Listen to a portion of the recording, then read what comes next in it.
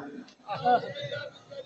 এই জাহান্নামের ভিতরে আল্লাহ রাব্বুল আলামিন ফেরেশতাদেরকে হুকুম করবেন, আগুন রূহ ওদেরকে বাঁধো, মিন ওয়ারাইহি জাহান্নাম, এরপর জাহান্নামের দিকে ফেলে যাবে। কোন শ্রেণীর মানুষকে আল্লাহ রাব্বুল আলামিন তার মালাকেরা বেহেশতে দেবে, আর কোন শ্রেণীর মানুষকে জাহান্নামে দিবে, এটা তো আল্লাহ রাব্বুল আলামিন তার হাবিবের মাধ্যমে দুনিয়াতে পাঠাইয়া সাহাবায়ে কেরামদের মাধ্যম দিয়ে আজ পর্যন্ত হক্কানি উলামায়ে কেরাম খাঁটি নায়েবে রাসূলের মাধ্যমে কোরআন এবং হাদিস অনুযায়ী তারা আল্লাহ হাবিবের নায়েব, প্রতিনিধি, ওয়ারিস হিসাবে দায়িত্ব পালন করতেছে। আমি আপনাদের সামনে যে কোরআন কারীম থেকে আয়াত শরীফ তেলাওয়াত করেছি, আয়াতের ভিতরে আল্লাহ বলছেন বেহেশতে ওই শ্রেণীর আমার বান্দা বান্দীদেরকে দেব যাদের আমল নামায় নেকের পাল্লা ভারী হয়ে যাবে, আর যাদের গুনার পাল্লা ভারী হবে তাদের জন্য আমি শাস্তি দেব জাহান্নাম। এখন কথা হলো, এই যে দুইটা কথা, এক শ্রেণীর মানুষকে আল্লাহ বেহেশতে দেবে, আর এক শ্রেণীর মানুষকে জাহান্নামে দেবে।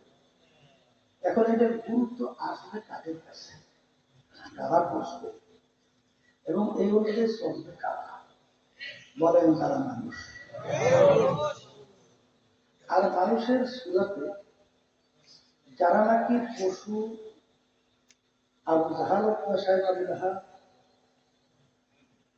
এই পশু মার্কা যারা, এরা কিন্তু এই কথার গুরুত্বও দেবে না, বুঝবেও না, সে অনুযায়ী চলবেও না।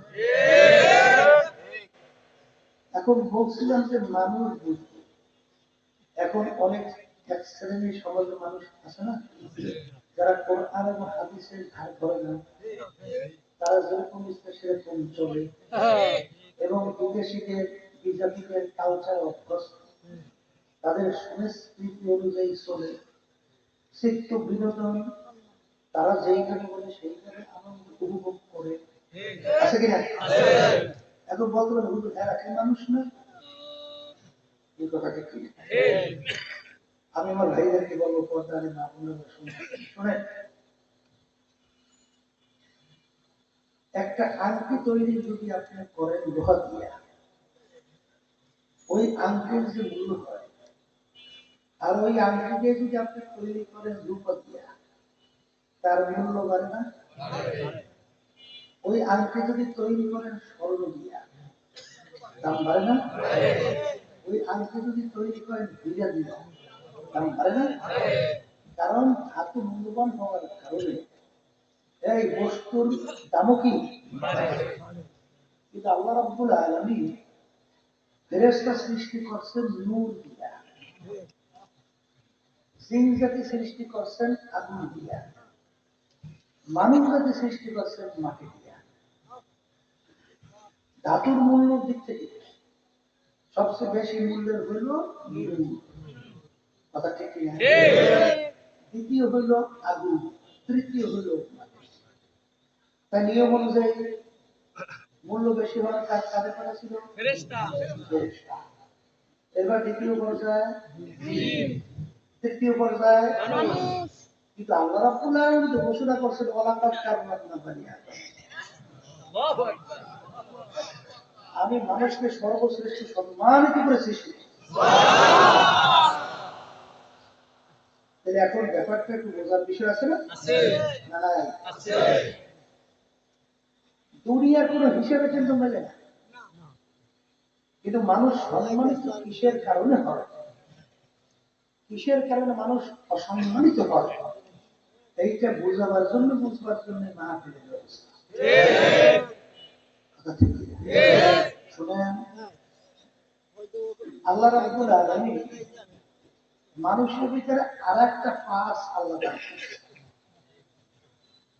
যেই পার্সের কারণেই মানুষের সম্মান বাড়ে এবং কমে। ওই পার্সের নাম হলো কলব। গাছের নাম কি? এই কলব যার ভালো সেই মানুষটাই সর্বশ্রেষ্ঠ সম্মানিত, আর কলব যার খারাপ সেই মানুষটা সবচেয়ে নিকৃষ্ট। কথা ঠিক কিনা? আমার ভাইদেরকে বলবো, কল্প সম্পর্কে আমাদের অনেকের চিন্তাই নেই। অনেকের চিন্তা শুধুমাত্র এই যে বাহ্যিক শরীরটা নিয়েই সবসময় 24 ঘন্টা চিন্তা, ঠিক কিনা? আজকে শরীরের রোগ হইলে আপনি যদি এই মুখসের করে ডাক্তারখানায় যাওয়ার পরে ডাক্তার যদি বলে তোমার যে রোগ হয়েছে এই চিকিৎসা এখানে হবে না, তুমি ঢাকা যাও, এই রোগী ঢাকা দৌড়ায় না? ঢাকা যাওয়ার পরে যদি ঢাকার ডাক্তাররা বলে তোমার এমন রোগ, এরা বাংলাদেশের ভালো ব্যবস্থা নেয়, বিদেশে অসুবিধা হলো সময়, অনেক সময় টাকা পয়সা নেই, জমি ঘরবাড়ি বিক্রি করিয়াও তো চিকিৎসা করে না, করে না? তাই যত চিকিৎসা করুক না কেন এরপরেও একদিন না একদিন তার বউকে সারা পানি করতে হবে, মরণ লাগবে, কিনা? কিন্তু আমার বাচ্চাদেরকে বলবো, যারা বেহেশতে যাইতে চায়, জাহান্নাম থেকে মুক্তি চায়, তাদের এই কলব নামক ওই যে মূল্যবান সম্পদ এইটা যদি ভালো না করি যে আপনি কবর যান আল্লাহর সঙ্গে আপনার জন্য ওই যে মেহমান খারাপ দেখেছে এটা আল্লাহ দিবেন না। কারণ আল্লাহ রাব্বুল আলামিন আগেই বলেছেন ইল্লা মান আতাল্লাহা বিকলবিন সালিম, পরিষ্কার পরিচ্ছন্ন ভালো কলব ছাড়া আমার পবিত্র জায়গা বেহেশতে হবে না। কিন্তু এই কলব আপনার রোগাগ্রস্ত না ভালো আছে এইটা চিন্তা অনেকেই কিন্তু করে না, কিনা? হুজুর কলব আমার রোগাগ্রস্ত হয় কেন, কলব অসুস্থ হয় কেন? শোনেন, কলব অসুস্থ হয়, কলবের কিছু রোগ আছে, এই রোগ যখন কলবে থাকে তখনই কলবটা অসুস্থ। এর ভিতরে একটা বড় রোগের নাম হলো টাকা। আমি বড়, আমি ভালো, এক কথায় আনানিয়া, এটা কলবের একটা রোগ। আর একটা রোগের নাম হিংসা, পর উন্নতি থেকে সহ্য করতে না পারা। এক শ্রেণী কিন্তু বর্তমানে আছে চরমনায় মনে দেখতেই হয় না, চরমনায় দেখতে পারে না, চরমনায় কি করছে এবার দেখেন নাই? জাতীয় নির্বাচন 2026 ইসলামের পক্ষে বাক্স কয়টা ছিল?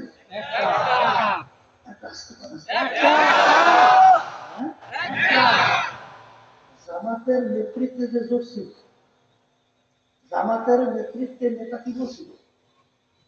তারা ইসলাম অনুযায়ী রাষ্ট্র কথা বলছে। এরপরে নির্বাচনী ইশতেহারের মধ্যে কোন জামাত সহ তাদের সঙ্গে যারা সম্পৃক্ত ছিল কেউ কি তাদের ইশতেহারে বলছে আমরা ইসলাম অনুযায়ী দেশ চালাবো? একটাই বলছে ইসলামী আন্দোলন বাংলাদেশ। আমরা আল্লাহ যদি কবুল করে ক্ষমতায় নেয় আমরা ইসলাম অনুযায়ী দেশ চালাবো। এরপরেও দেখবেন এক শ্রেণী আলেম লকব উপাধি লাগাই না, তখন কি ইসলামের বাক্সের পক্ষে কাজ করে নাই? সেই দলে ছিল না। বলছিল ঠিক বলছে, কারণ তো আল্লাহ ভালো করে করতে পারি না। আমি আলেম, আমি মুফতি, আমি মুহাদ্দিস, আমি মুসলমান, মুসলমানের পরিচয় তো ইসলাম, তাই যেখানে ইসলামই নাই তাই সেখানে তুমি থাকবা, তা তুমি কেমন মুসলমান? পাগলই মনে করছে। ওই সাইকুল হাদিস, ওই বড় বড় ওই মুফতি, বড় বড় মুহাদ্দিস পীর এইসব করেছে, কবরে চলে না। আল্লাহ রাব্বুল আলামিন কবরে যাওয়ার ব্যাপারে সতর্ক করছেন, ওয়ালা তামুতুন্না ইল্লা ওয়া আনতুম মুসলিমুন। এখানে কিন্তু আল্লাহ বলেন নাই খবরদার মুফতি না হইয়া, পীর না হইয়া, মুহাদ্দিস না হইয়া বুঝি আমার কবরে আসো। বলছে কি বলছে? মুসলমান না হইয়া কবরে আসো। আবার আসতে বলে মুসলমান দাবি করতে হলে তার ঠিকানা কি? ইসলাম। আসতে বলে ইসলাম। তাহলে যেখানে ইসলাম নাই, তাই সেখানে তুমি থাকবে, তুমি কেমন মুসলমান?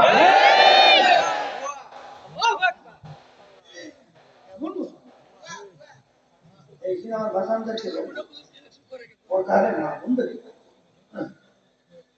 বুঝে শুনে কবরে যাওয়া লাগবে। ওই কবরে কিন্তু কোনো দল ফল নাই, পীরের পরিচয়। এইবার শুনছি কিছু সরকারের মধ্যে আবার কিছু ইসলামী আন্দোলন সহযোগী সংগঠন, এরাও নাকি এই ইসলামী বাক্সের বিপরীতে কাজ করছে।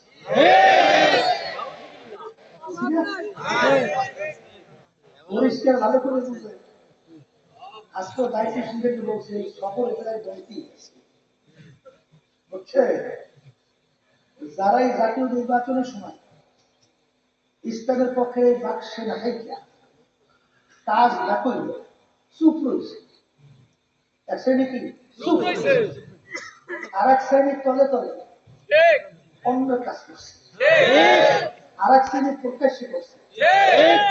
এই তিন শ্রেণীর বিশেষ করে যারা দল, এরা জেলা থেকে শুরু করে ওয়ার্ড পর্যায়ে যে কোনো আমাদের কমিটির কোন একজন সদস্য পদেও দায়িত্ব থাকতে পারবে না।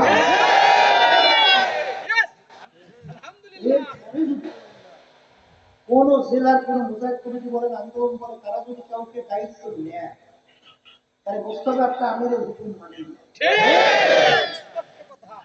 প্রথম মাহফিল শুরু করছিলাম বাগেরহাট থেকে, বুঝছি বাগেরহাট, সেখানে কোনদিন একজন মুজাহিদ মাহফিল প্রথম বাগেরহাট আমার বলে, হুজুর আমার ভেতর মাপ করিয়ে দেয়। এখন কি মাপ, কি হয়েছে? বলে হুজুর আমি জাতীয় নির্বাচনের সময় অন্য প্রার্থীর পক্ষে কাজ করছি,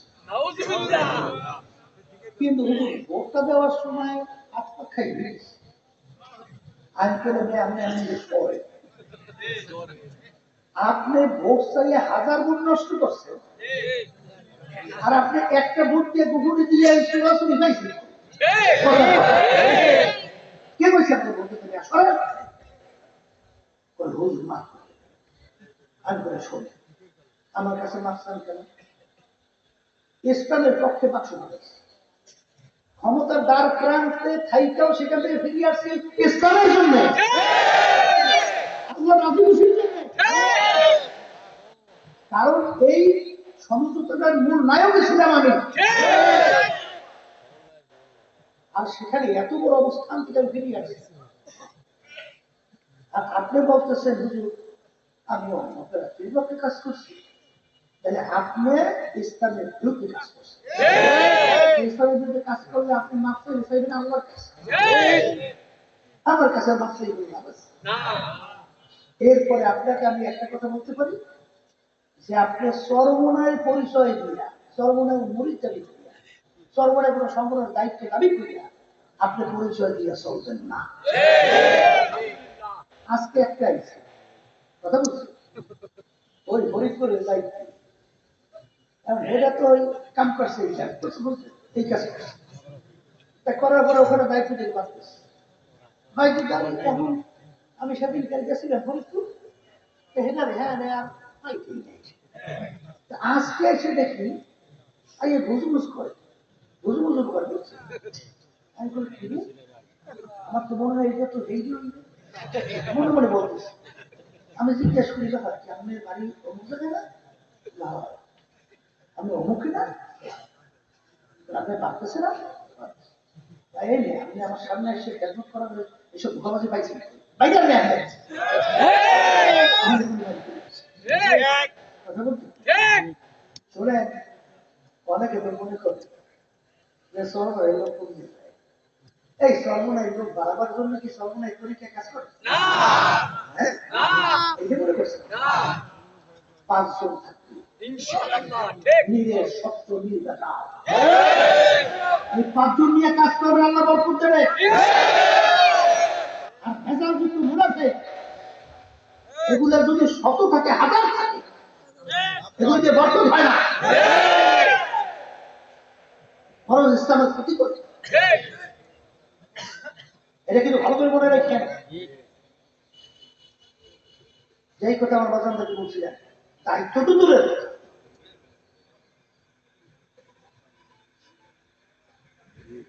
অনেকে বলে ওই সে খায় কা অনেক জায়গায় কমিটি করে লোক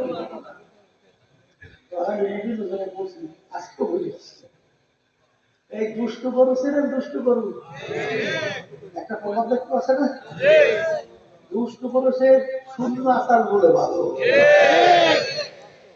এই দুষ্ট গুলো আগে সবাই দেন তার সেখানে ভালো লাগবে সেখানে যায় এখানে এসে বোঝা ঝামেলা করার কোনো দরকার নাই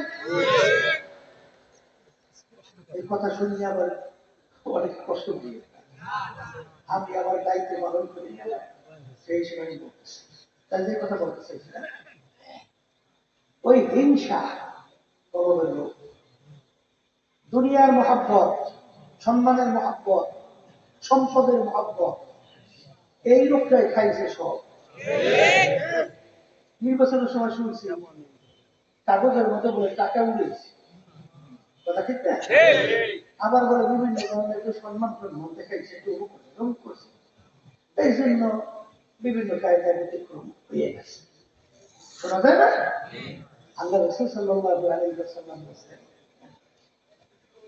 হুব্বুদ দুনিয়া ওয়াকসু কুল্লি খাতিয়াত সমস্ত গুনার মূলই হলো এই দুনিয়ার মোহ এই দুনিয়ার মহব্বত নালে দুনিয়ার মহব্বত যদি না থাকে এখানে তো বিশেষ করে নির্বাচনের ভিতরে এই বিএনপির সাথে জোট আর জামাতের সাথে জোট জামাতের নেতৃত্বে জোট ঠিক না আর ভিন্নভাবে আমরা আসলাম একা হাত পাকা প্রতীকে ইসলামের পক্ষে ঠিক না তাই যারা নাকি এই হাত পাকা প্রতীকের পক্ষে কাজ করেনি অন্যত্র করছে তার বিচার করে হুজুরের মধ্যে ইসলাম আছে ইসলাম তো আছে কি ইসলাম আছে হেরা ইসলাম চাই নাই এরপরে আমরা কি দেখি ইসলামের 12টা বাজাইছে সর্বদিক থেকে তাহলে হুজুর তা কেন দেখেন ইসলাম নাম দিয়া